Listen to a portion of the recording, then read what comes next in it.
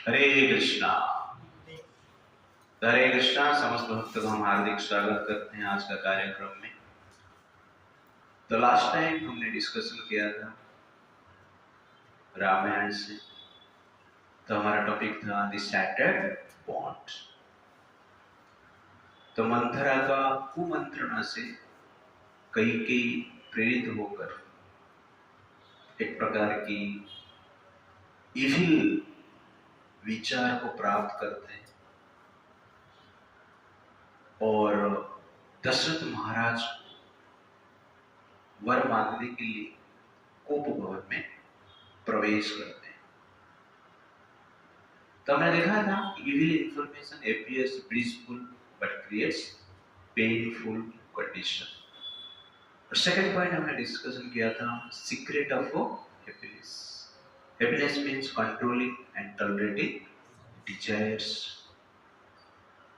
तो मन से अनेक प्रकार की नेगेटिव डिजायर्स उत्पन्न होगा। मंथरा से प्रेरित होकर अनेक प्रकार की डिजायर निर्माण होगा। कलयुग का मंथरा मीन्स डिफरेंट एडवर्टाइजमेंट, इसका डिटेल्स हमने देखा था। और डिफरेंट पॉलिटिशियंस, ब्यूरोक्रेट्स, मीडिया, बुद्धिजीवी, Bollywood, Hollywood, modern educational system, musicians, ये सब मंथरा जैसे कार्य करते हैं जो कि अनेक प्रकार की इविल डिजायर उत्पन्न करते हैं। तो सीक्रेट ऑफ हैप्पीनेस क्या है? डिजायर को कंट्रोल करना है, टॉलरेट करना है। लास्ट टाइम हमने देखा था कि स्ट्रगल फॉर साधक, काम और राम एक साथ नहीं हो सकता है। अटैचमेंट टू कैकेयी और अटैचमेंट टू राम, ये दशरथ महाराज का स्ट्रगल है। इसलिए हमें क्या करना चाहिए? नेग्लेक्ट काम एंड फोकस ऑन राम। तो नेगेटिव डिजायर्स आएंगे तो उसको हमें नेग्लेक्ट करना है और भगवान की सेवा, भगवान का नाम, धर्म के ऊपर हमारा फोकस होना चाहिए। तो सिम्टम्स ऑफ जेन्युइन लव हमने देखा था। तो किस प्रकार जब कैकेयी बोलती है कि आप प्रतिज्ञा करो, दशरथ महाराज वहां पर कहते हैं कि जिस राम को संसार में कोई जय नहीं कर पाएगा, उस राम का शपथ खाकर मैं कहता हूं कि आप जो वर मांगेंगे वही वर मैं प्रदान करूंगा। और जिस राम को एक मुहूर्त के लिए भी मैं नहीं देखता हूं तो मेरा जीवन नष्ट हो जा रहा है, जीवन शरीर से निकल रहा है, इस प्रकार मुझे प्रतीत हो रहा है। उस राम का प्रतिज्ञा करके मैं आपको कहता हूं कि आप जो वर मांगेंगे वो इच्छा पूर्ति होगा। और जिस राम के लिए मैं स्वयं को, अपना परिजन को त्याग कर सकता हूं, उस राम का प्रतिज्ञा खाकर मैं कहता हूं आप जो वर मांगेंगे वो वर मैं प्रदान करूंगा। श्री राम सबके लिए प्रिय है, ये बात को दृष्टि में रखकर आप वर मांगिए। मैं अपना सत्कर्म का प्रतिज्ञा खाकर कहता हूं आपकी इच्छा निश्चित रूप से पूर्ति करूंगा। तो इस पॉइंट से हमने देखा कि किस प्रकार दशरथ महाराज राम के प्रति अटैच्ड है, जेन्युइन लव, प्रेम है। तो लास्ट टाइम हमने डिस्कशन किया था love means being willing to sacrifice even life itself. Love means feeling of suffocation in the absence of a beloved. Love means ready to give up personal comforts and attachment. ये है प्रेम। इसमें और एक point है, when should a vow be broken? प्रतिज्ञा को कभी हम त्याग कर सकते हैं। प्रतिज्ञा की आवश्यकता है जीवन में कभी कभी, और अनेक प्रकार की प्रतिज्ञा लिया जाता है, और प्रतिज्ञा को फॉलो नहीं करते हैं तो शास्त्र कहता है असत्य का आचरण के कारण व्यक्ति को नरक प्राप्त होता है। इसलिए शास्त्र में अनेक प्रकार के उदाहरण हैं जो प्रतिज्ञा को फॉलो करते हैं। तो राम जी पिताजी का प्रतिज्ञा को रखने के लिए वनवास चला जाते हैं। भीष्मदेव जीवन भर अपना प्रतिज्ञा को पालन करने के लिए कौरवों का अनेक प्रकार की यंत्रणा, ताड़ना, अनेक प्रकार की वाग्वाणी को सहन करते, क्रिटिसिज्म को सहन करते हैं। लेकिन कभी कभी प्रतिज्ञा को त्यागना भी चाहिए, ये आवश्यकता है। कलयुग में ये जरूरत नहीं है कि कलयुग में अपने आप लोग प्रतिज्ञा छोड़ ही देते हैं। सुबह प्रतिज्ञा करते हैं कि आज राधाष्टमी, स्वीट मुझे खाना नहीं, आज से प्रतिज्ञा करता हूं स्वीट छोड़ना है। शाम को जो प्रसाद में स्वीट आता है तो हम खा लेते हैं। तो कलयुग में प्रतिज्ञा को कोई पालन नहीं करता, प्रॉमिस को कोई पालन इतना नहीं करता है। पर कहां पर प्रतिज्ञा को छोड़ना भी आवश्यकता है। जब आपका प्रतिज्ञा साधारण लोगों का जीवन के लिए समस्या निर्माण करता है, समाज के लिए विपत्ति निर्माण करता है, समाज को नष्ट भ्रष्ट कर देता है, तब उस समय हम प्रतिज्ञा को छोड़ सकते हैं। और भगवान कृष्ण अपना लीला में ये बताते हैं। तो भगवान कृष्ण ने प्रतिज्ञा लिया कि वे युद्ध में अस्त्र नहीं उठाए। तो इस प्रकार 8 दिन तक युद्ध चला। 8वां दिन में भीष्मदेव इस प्रकार युद्ध कर रहे हैं जैसे कि पांडवों को नष्ट करने वाले हैं। तो उस युद्ध को देखकर भगवान कृष्ण जो है आश्चर्यचकित हो जाते हैं। उससे पहले 7वां दिन के एंड में दुर्योधन कर्ण और शकुनी को कहता है कि भीष्मदेव मन लगा के युद्ध नहीं कर रहे, वो पांडवों का वध कभी करने वाले नहीं, इसलिए युद्ध मेरे लिए जीतना असंभव है, मैं जीत नहीं सकता। तो कर्ण कहता है आप एक काम कीजिए, भीष्मदेव को युद्ध से हटा लीजिए और मुझे युद्ध में एंट्री दीजिए, मैं पांडवों का वध करूंगा। ये बात सुनकर दुर्योधन 7वां दिन भीष्म जी के पास जाते हैं और कहते हैं कि हर दिन मेरा पराजय हो रहा है, युद्ध जीतना मेरे लिए संभव नहीं है क्योंकि आप मन लगाकर युद्ध नहीं कर रहे। तो भीष्मदेव कहते हैं कि मैं तो मन लगाकर युद्ध करता हूं, लेकिन तुम मोहवश जान नहीं पाता है कि जिसके पक्ष में कृष्ण है उसको पराजय करना असंभव है। अर्जुन को हमने अनेक बार पराजय करने की प्रयास किया। विराट युद्ध में अर्जुन स्वयं अकेले अनेक महारथी को पराजित किया। कर्ण युद्ध से भाग गया। उसके साथ साथ अर्जुन निवात कवच नामक एक राक्षस का भी वध स्वर्ग में किया, जिस राक्षस का वध इंद्र भी नहीं कर सकते थे। घोष यात्रा में चित्ररथ के साथ तुम्हारा युद्ध हुआ और चित्ररथ तुमको बांध लिया। अर्जुन वहां पर आकर चित्ररथ से तुमको छुड़वाया और उस युद्ध में भी कर्ण भागकर निकल गए। ये सब प्रमाण है, इसलिए पांडवों को हम पराजय नहीं कर सकते। तो दुर्योधन कहता है कि मुझे लग रहा है कर्ण को एंट्री देना चाहिए युद्ध में।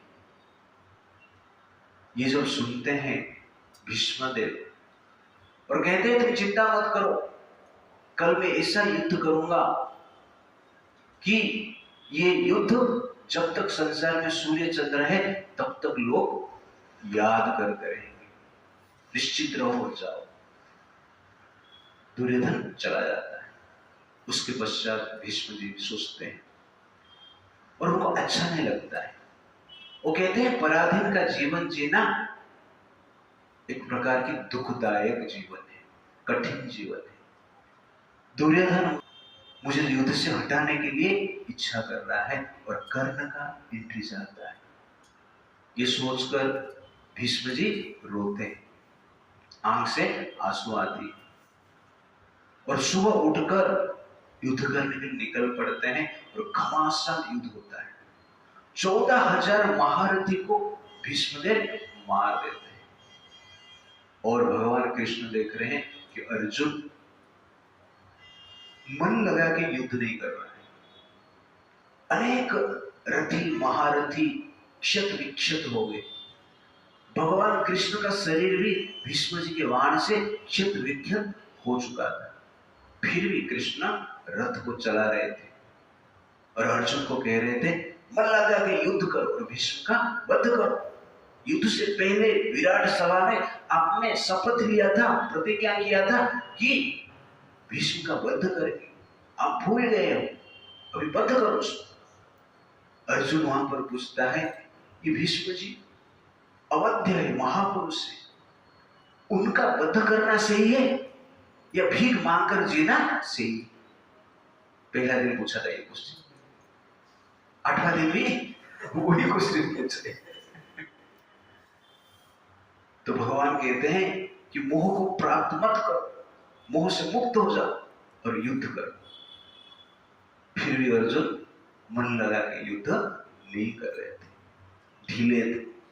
और भगवान कृष्ण देख रहे हैं कि भीष्म आज इस युद्ध का अंत करने वाले हैं, इस प्रकार युद्ध कर रहे हैं।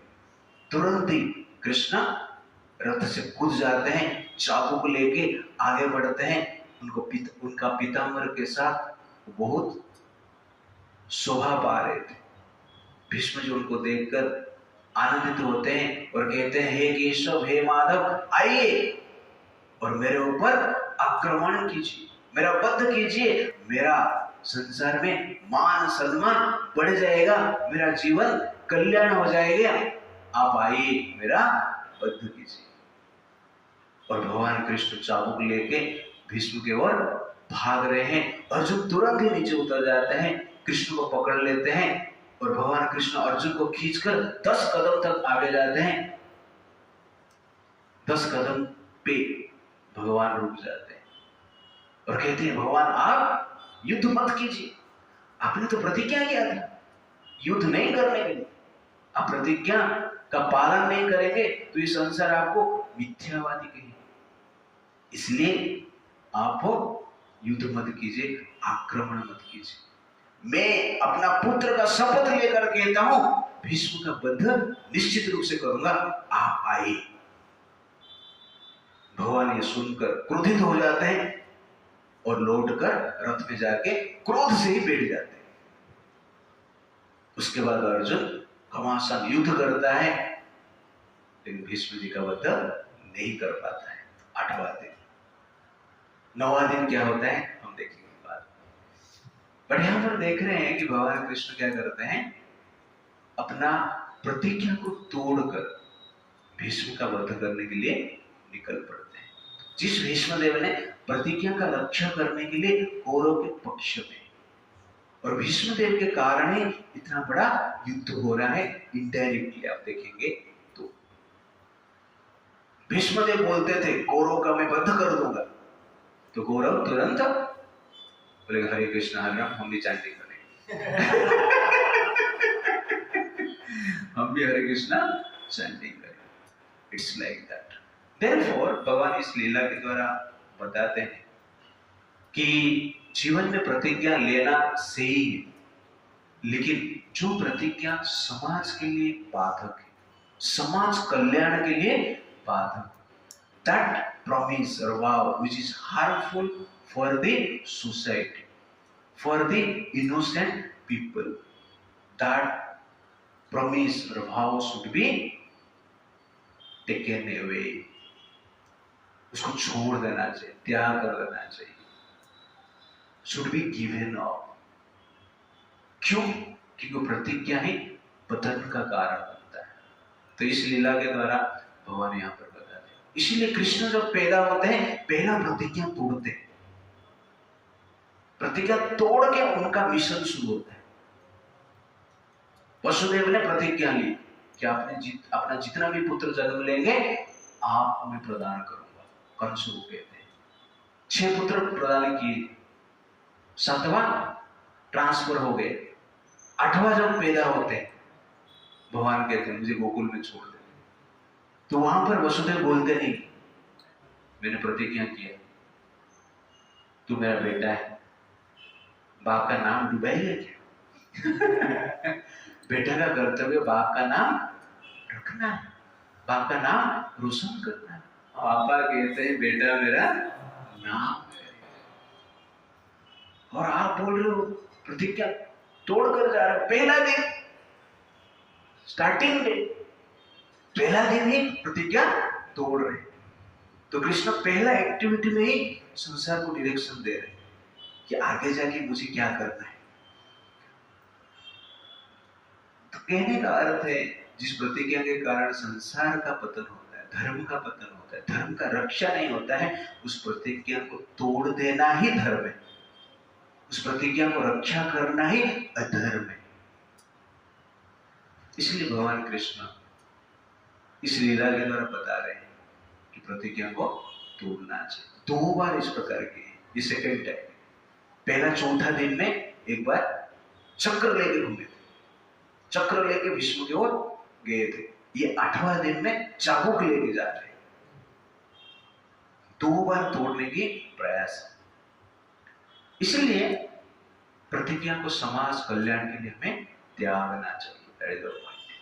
If your vow causes harm to innocent people, it should not be upheld. It's like that. उसके पश्चात जब दशरथ महाराज इस प्रकार कहते हैं कि राम का चरित्र को ध्यान रखकर आप वर मांगिए, और मैं राम का शपथ खाकर कहता हूं कि आपका इच्छा पूर्ति करूंगा। ये सुनकर कैकेयी कहती है कि आपका ये बात जो है, आपका ये वचन है, प्रतिज्ञा है, समस्त 33 कोटि देवता सुने, सूर्य चंद्र ग्रह नक्षत्र सब सुन रहे हैं, और मैं आपको वर मांगने के लिए इच्छा करता हूं। आपको याद है कि अतीत में देवासुर संग्राम में आपका जीवन बचाने के लिए रात भर जागकर मैं आपका सेवा किया था। उससे प्रसन्न होकर आपने मुझे 2 वरदान प्रदान किए थे। उस 2 वरदान को मैं आपके सामने अभी मांग रहा हूं। तो रामायण कहता है जिस प्रकार एक शिकारी का वाणी से प्रभावित होकर हिरण शिकारी का जाल में प्रवेश कर लेता है, ठीक उसी प्रकार कैकेयी का वाणी से प्रभावित होकर दशरथ महाराज कैकेयी के जाल में फंस गए। कैकेयी कहती अभिषेक समारंभो राघवस्य अपकल्पितः अनेन एव अभिषेकेन हरतो मे अभिषिच्यताम्। तो कैकेयी कहती है जिस सामग्री के द्वारा राम का अभिषेक के लिए व्यवस्था किया गया है, उस सामग्री के द्वारा भरत का अभिषेक किया जाए। नव पंचच वर्षाणि दंडकारण्यमाश्रितः चिराजीर्णोद्धरो धीरो राम भवतु तापसः भरत भजतामाद्य भरत भजतामाद्य योगराज्यम अकंटकम। तो कैकेयी कहती है कि राम को 14 साल के लिए वनवास में भेज दिया जाए।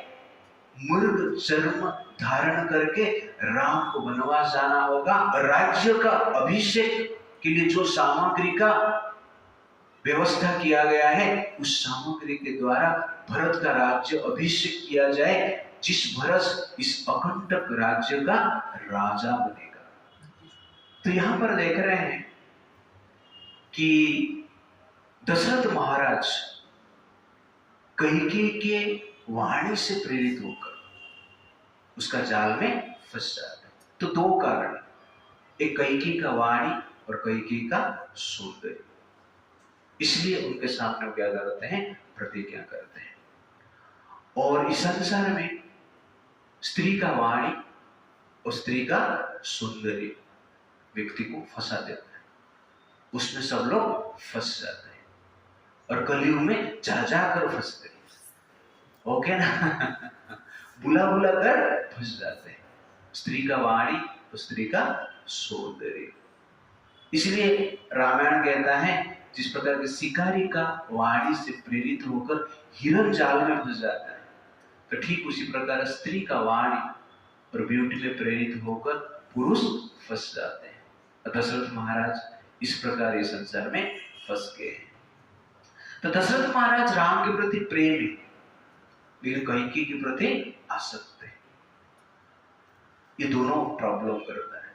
इसलिए हमें स्ट्रिक्टली काम से दूर रहना अत्यंत आवश्यकता है। काम क्या करता है, भगवान और जीव को अलग कर देता है। तो इस प्रकार कहा जाता है, प्रेम में यकीन हो तो ईश्वर का नूर मिलता है, हवस के अंधेरे में बस दिल का गुरूर जलता है। प्रेम में सुकून है, दुआओं की सौगात है, हवस तो एक छलवा है जो हर राह को बर्बाद करता है। प्रेम सिखाए भरोसा जो ईश्वर से जोड़ दे, हवस तो वो आग है जो रिश्तों को तोड़ दे। तो हवस मतलब इच्छाओं से प्रेरित होकर कार्य करना।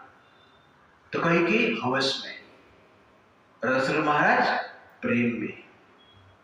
इसलिए हवस क्या करता है, रिश्तों को तोड़ देता है और संसार हवस से चलता है, आजकल के संसार।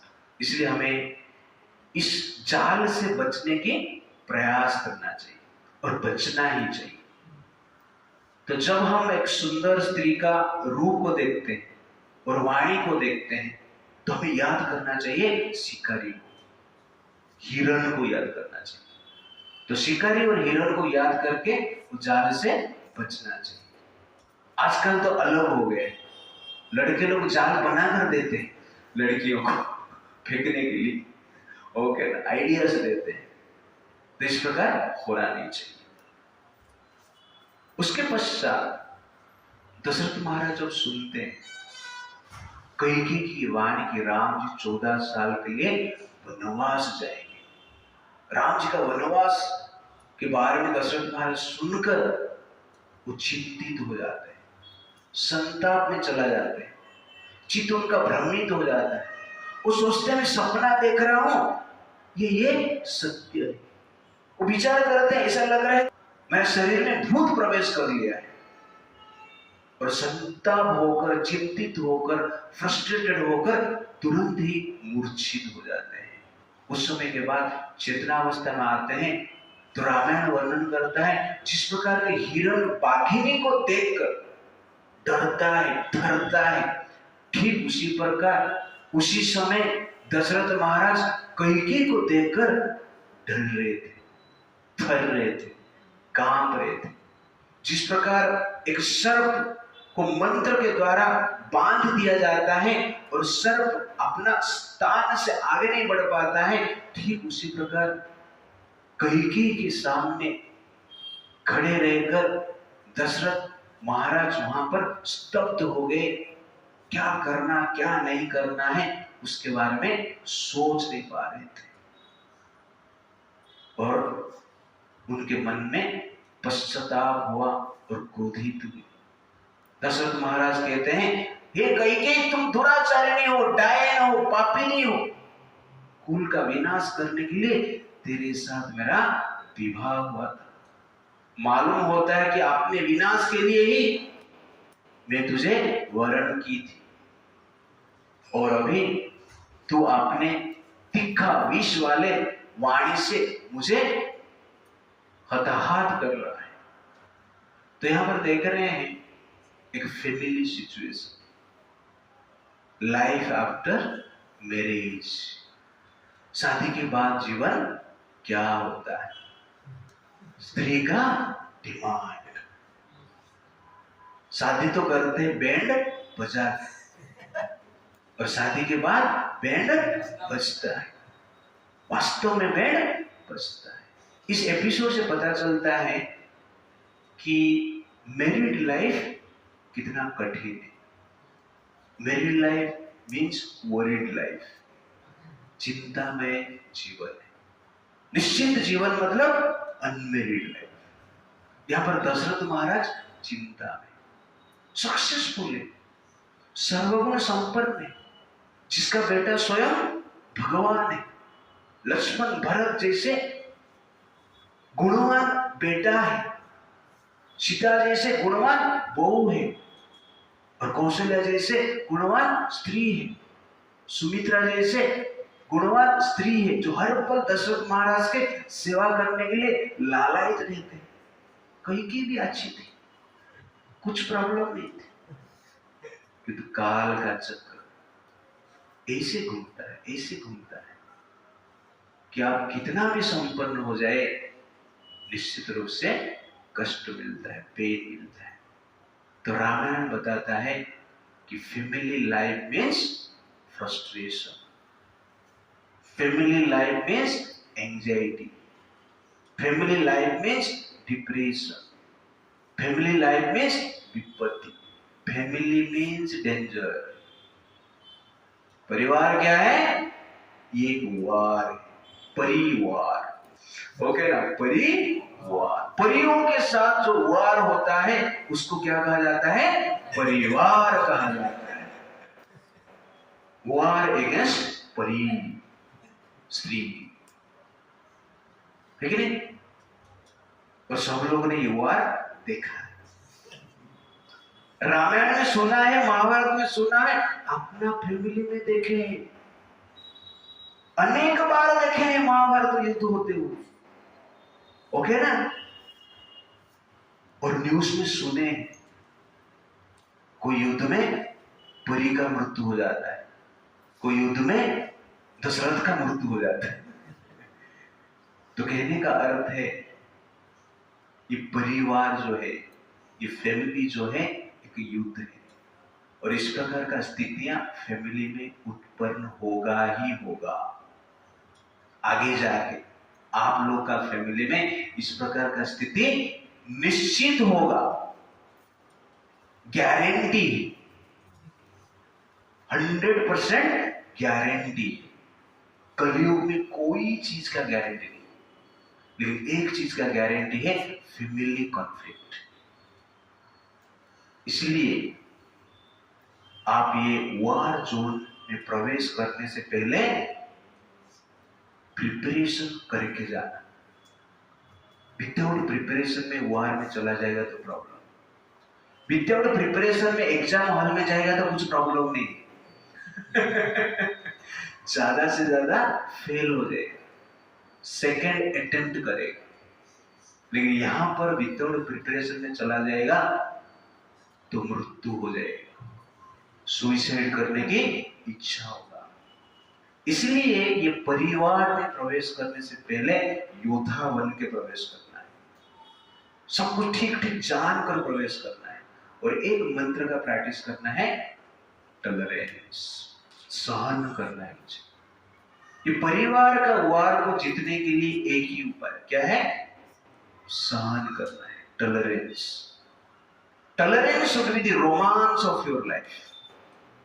Tolerance is the romance. Romance मजा किसमें आना चाहिए? सहन करने में आना चाहिए। कृष्ण को उसमें मजा आता है। भगवान नहीं सहन करेंगे तो कलयुग कैसे चलेगा? जब तक भगवान टॉलरेट करते हैं तब तक कलयुग चलेगा।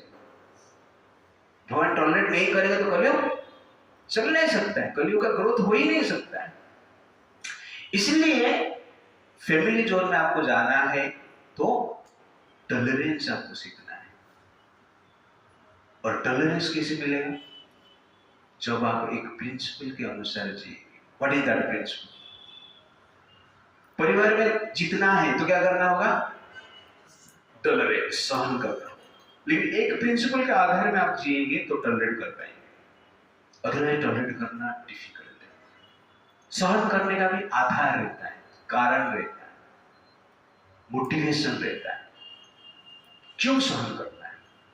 किस प्रिंसिपल के आधार पर हम जिएंगे तो सहन आसानी से कर पाएंगे। तो संसार में एक सिद्धांत के अनुसार हम जीना है। वो सिद्धांत है त्याग, सेक्रीफाइस। त्याग आपका जीवन का आधार होना चाहिए। जो त्याग के आधार पर जीता है वो कर्तव्य आसानी से कर लेता है। जो भोग के आधार पर जीता है वो कर्तव्य को ठीक से नहीं कर पाता है। इसलिए जीवन का आधार क्या होना चाहिए? त्याग होना चाहिए, सेक्रीफाइस। त्याग ही वास्तव में पीसफुल लाइफ है। इसलिए राम जी वनवास खुशी खुशी चला जाते हैं। क्यों? त्याग है। त्याग के आधार पर हम जीते हैं तो ड्यूटी, कर्तव्य आसानी से कर पाते हैं। भोग और स्वार्थ के आधार पर रहता है तो रेसिप्रोकेशन नहीं मिला तो फ्रस्ट्रेशन गारंटी हो जाता है। इसलिए त्याग के आधार पर जीने की हमें प्रतिज्ञा लेना चाहिए। पांडव उसके आधार पर जीते थे, राम भी उसके आधार पर जी रहे हैं। और भगवान का जीवन का आधार भी त्याग है। संसार पूरा त्याग कर दिया जीवात्मा के।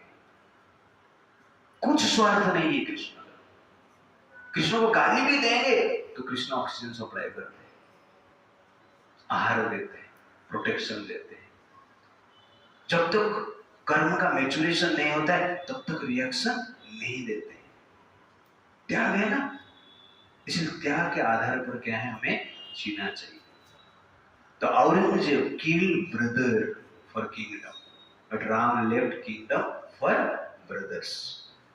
Aurangzeb killed his father for kingdom, but Bhishmadev give up kingdom for his father.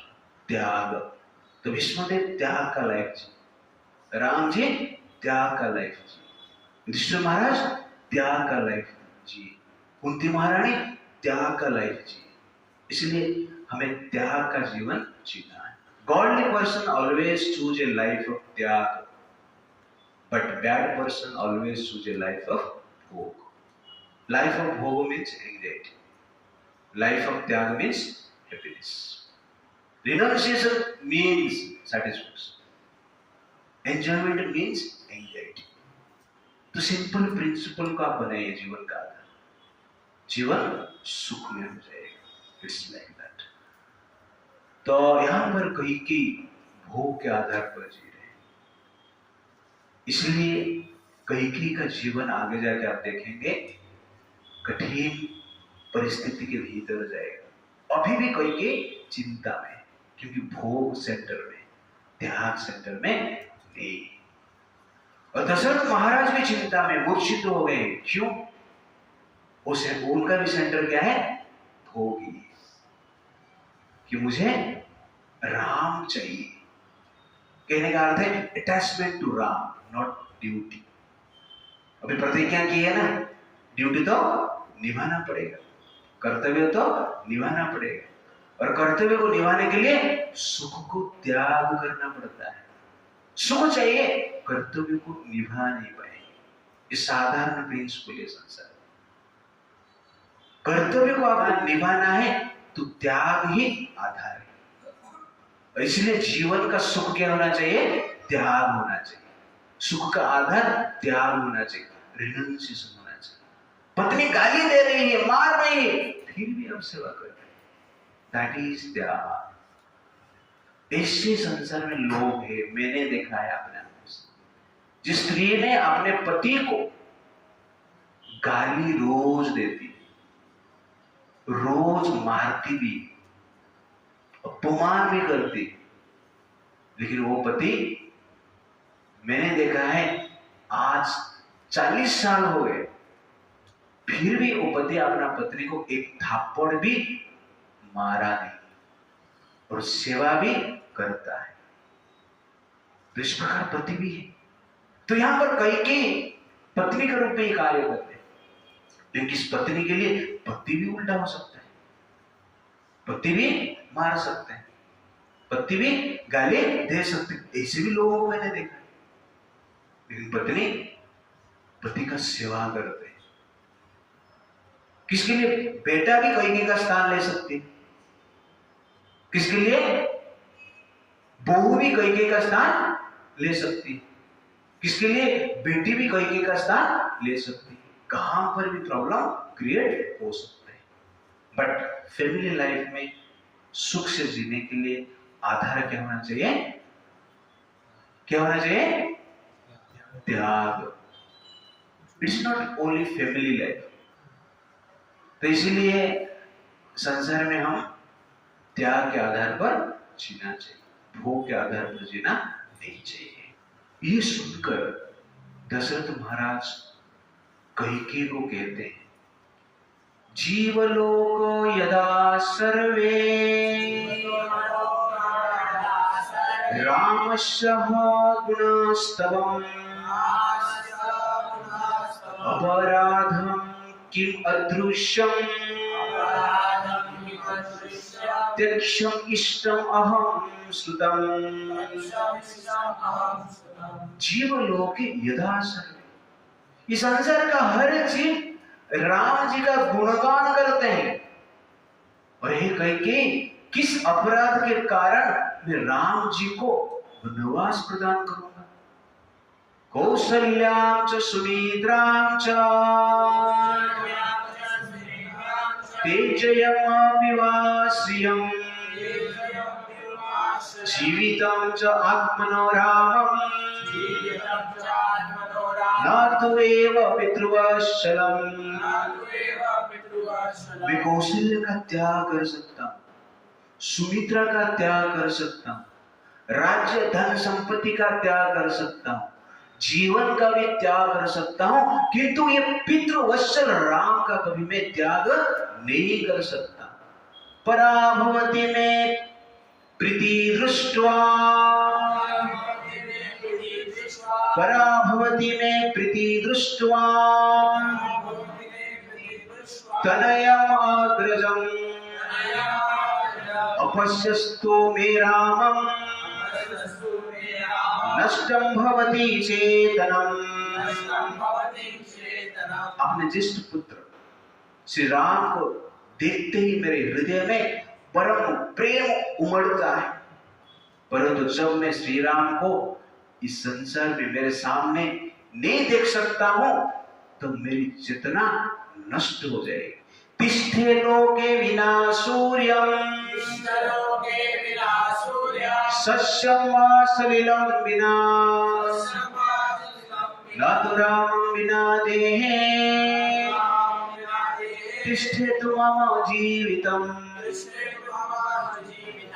इतना सुंदर दशरथ महाराज कहते हैं, तिष्ठे लोके विना सूर्य। संसार सूर्य के बिना चल सकता है और अनाज पानी के बिना उग सकता है, लेकिन मैं राम के बिना जी नहीं सकता है। इसीलिए हे कैकेयी, आपका जो ये दूर आग्रह है उसको त्याग दीजिए, राम को वनवास मत भेजिए। आपका जो प्रथम वर है भरत का राज्याभिषेक, मैं उस वर के लिए प्रस्तुत हूं, लेकिन राम को वनवास मत भेजिए। राम को वनवास भेजेंगे तो निश्चित ही मेरी मृत्यु हो जाएगी। ये दशरथ महाराज का प्रेम है भगवान राम के प्रति। इसको कहते हैं अटैचमेंट, इसको कहते हैं भक्ति। भक्ति क्या है, भक्त क्या है, इस एक्सप्लेनेशन से पता चल रहा है। इसलिए वास्तव में भक्ति को जानना है तो दशरथ महाराज का स्टेटमेंट अत्यंत महत्वपूर्ण है। उनका जीवन का आधार, जीवन का सुख और जीवन का भोग का कारण कौन है? राम। राम के बिना जीवन नहीं, राम के बिना सुख नहीं, राम के बिना एंजॉयमेंट भी नहीं। तो bhakti means, happiness means service to lord Ram.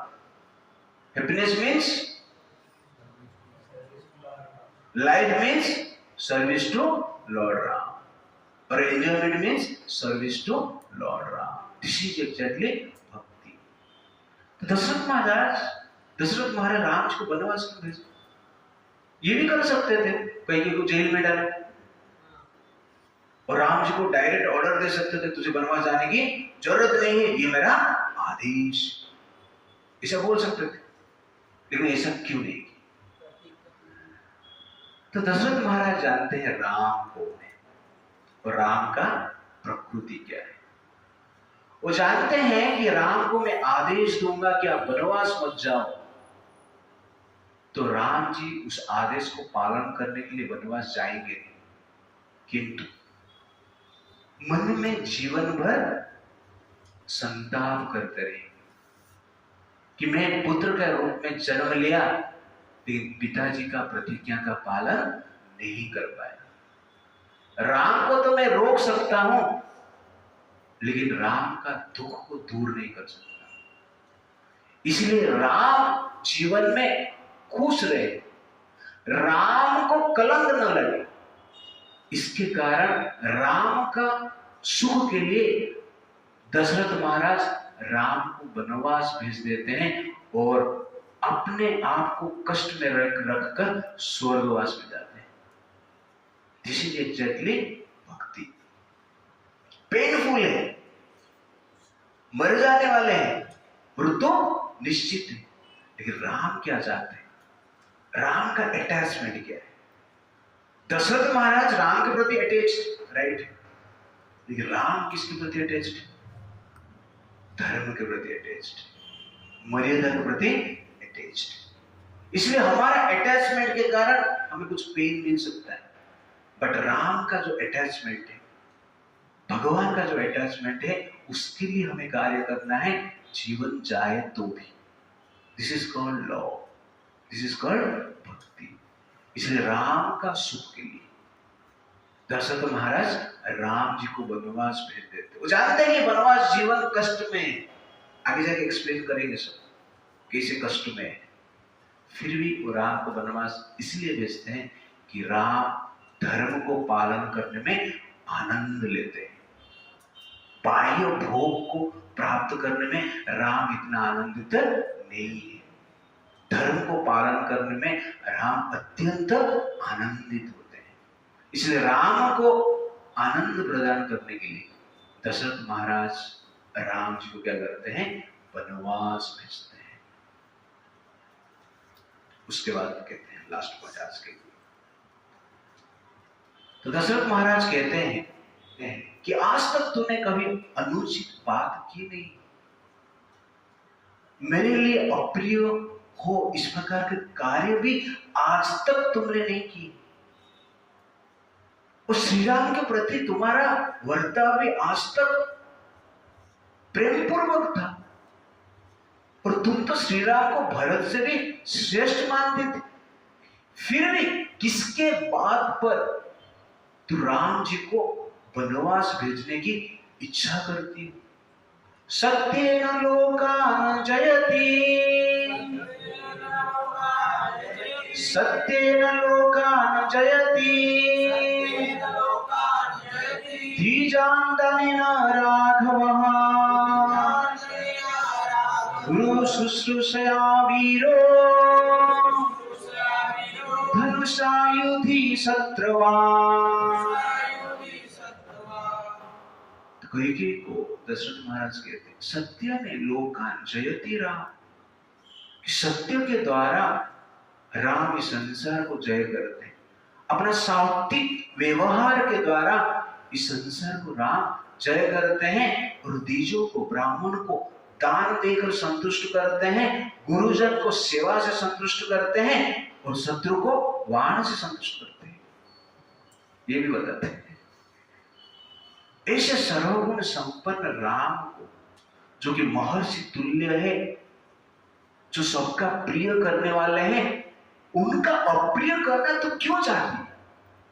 इस प्रकार दशरथ जी कैकेयी को कहते हैं। तो यहां पर एक पॉइंट है कि राम सर्वगुण संपन्न है और बलवान भी है, गुणवान भी, बलवान भी और धनवान भी, सौंदर्यवान भी, सड़ा ऐश्वर्य से पूर्ण है, फिर भी दुखी, फिर भी दुखी। कभी कभी लगता है मैं गुणवान हो जाऊंगा, बलवान हो जाऊंगा, धनवान हो जाऊंगा तो मजा ही मजा आएगा। कुछ मजा नहीं। ये संसार में आप कोई भी स्थिति में रहे, दुख क्या है? गारंटी। जिस प्रकार सर्दी गर्मी गारंटी, गुणवान के लिए, गुणहीन के लिए, धनवान के लिए, धनहीन के लिए, बलवान के लिए, बलहीन के लिए, वैसे भी दुख गुणवान के लिए और गुणहीन के लिए समान है, मिलता है रहेगा। इसलिए कभी भी इस भ्रम में मत रहिए कि संसार का सक्सेस और हमारा चरित्र हमें दुख से बचा लेगा, पेन से बचा लेगा, डिफिकल्टी से बचा लेगा, विपत्ति से बचा लेगा। ऐसा नहीं होता है। सर्दी गर्मी सबको लगेगा। गुणवान हो तो क्या गर्मी नहीं लगेगा? सर्दी नहीं होगा? बारिश में गुणवान लोग भीगेंगे नहीं? पानी में गुणवान लोग डूबेंगे नहीं? विपत्ति सबके लिए। कभी बोलते मैं इतना अच्छा हूं, मेरे साथ ये सब क्यों होता है? राम के साथ हुआ है तो आपके साथ नहीं होगा। इसलिए इस भ्रम में कभी मत रहना। दुनिया में एक ही कार्य करना है, क्या है? त्यागपूर्ण जीवन जीकर अपना कर्तव्य करते रहना। और राम जी ने वही किया है। वनवास जाके त्याग का प्रमाण दिए और वनवास में रहकर त्याग का प्रमाण दिए और वनवास पूर्ण करके अयोध्या में आए तो भी त्याग का ही प्रमाण दिए। और वनवास से पहले, वनवास के बाद, वनवास में, वनवास के पश्चात अपना कर्तव्य के ऊपर ही ध्यान दें। Therefore, मैं जनरली कहता हूं, if you are dutiful, you are beautiful. If you are dutiful, you are peaceful. चप्पल का सेवा मिला, खुश। प्रसाद सर्विंग सेवा मिला, खुश। कीर्तन का सेवा मिला, खुश। कुछ सेवा नहीं, खुश। चैंटिंग हरे कृष्णा हरे राम 16 राउंड, 16, 24 राउंड, 64 राउंड। कर्तव्य, अपना कर्तव्य करते हुए संसार में जीना चाहिए। वो जीवन का आधार होना चाहिए। रामायण मीन्स कर्तव्य परायणता। रामायण यही टीचिंग देता है, how to be happy while executing your duty. उसके लिए आधार क्या है? त्याग, सेक्रीफाइस। हरे कृष्णा कृष्णा कृष्णा हरे हरे, हरे राम राम राम हरे हरे।